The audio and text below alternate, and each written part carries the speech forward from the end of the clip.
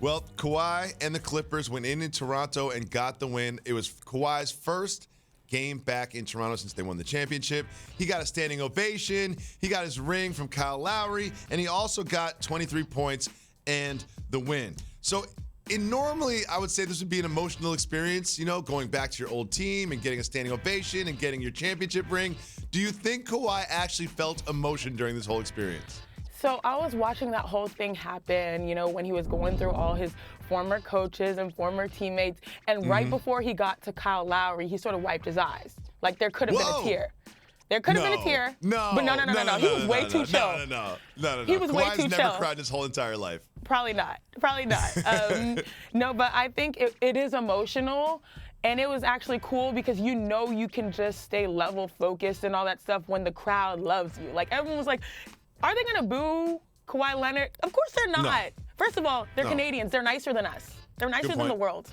And then two, honestly, he brought you your championship. Your one and probably, only championship for the next few, years or decade or however long it might be. So there's no reason to be mad at him. And I don't think he should have cried. But if he didn't cry when he won it, he's not going to cry to get his ring. No. Yeah, I cry really easily. Kawhi Leonard, I do not think cries easily. But Kawhi Leonard spoke about that ring he received, and there's some interesting details I want to discuss with you. Let's listen to the claw.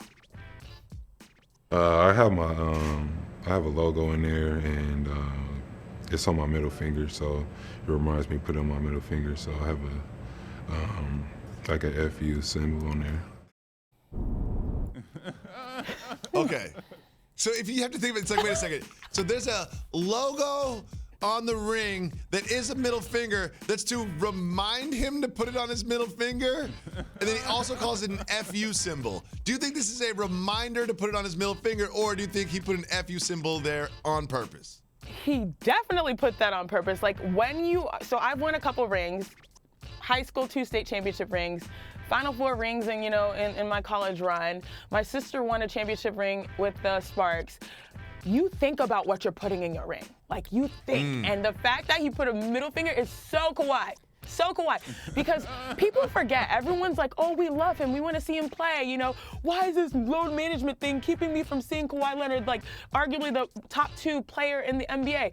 Everyone is up in arms. People forgot that when he left San Antonio, we were treating him like a villain for doing it on his own terms. And within a span of a year, he turned that Raptors team that was having, PTSD from what LeBron James did to them.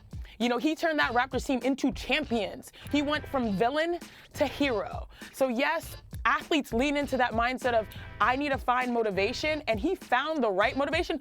Of course, I'm gonna put a middle finger in the middle if that got me, in the middle of my ring, if that got me a championship, and I'm gonna lean into that all the way through my tenure with the Clippers as well.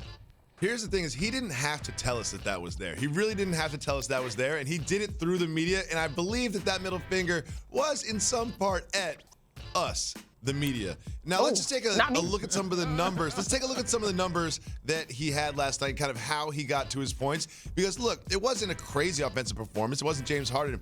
But look at the defense.